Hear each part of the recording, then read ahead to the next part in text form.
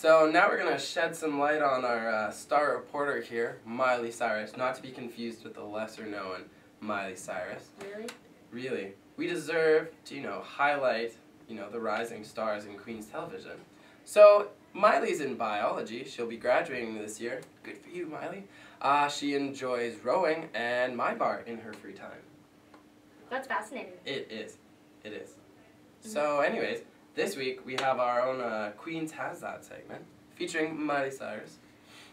So for this week's Queens Has That segment, we sent out Heather Christie to And take Miley a look Cyrus. at the greenhouse. I didn't know that Queens had a greenhouse. I didn't know that either. But apparently it does, so we're going to go check out the greenhouse.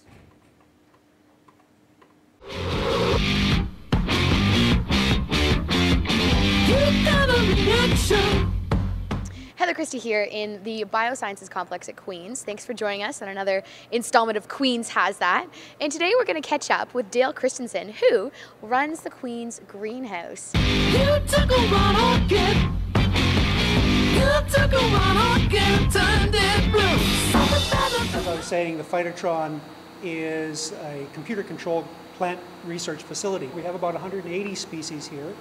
And this is what really turns the students on to plants. Each plant here has a story, and that story often gets students thinking about plants in ways that they've never thought about before. This is the Nepenthes, which grows in Sulawesi and also in Borneo and Indonesia, and it is an insectivorous plant, so it actually eats insects. And these form off the end of the leaves, and it's full of a liquid, so you can see here, and that's water with digestive juices in it. So the insects, typically ants, will walk across the lip, slip and fall in and drown. And I got this plant from a donator, local donator, who was growing it in his office, but the women were complaining that it was too erotic looking. Where do you get most of your plants from? Some of them I've grown from seed. In fact, many of them I've grown from seed. Some of them have been donated from other facilities and other research institutions. A lot of them are just local people that have brought in special things that no longer fit in their areas, and a lot of them are just traded. Do you ever have problems with people trying to cultivate illicit substances in here?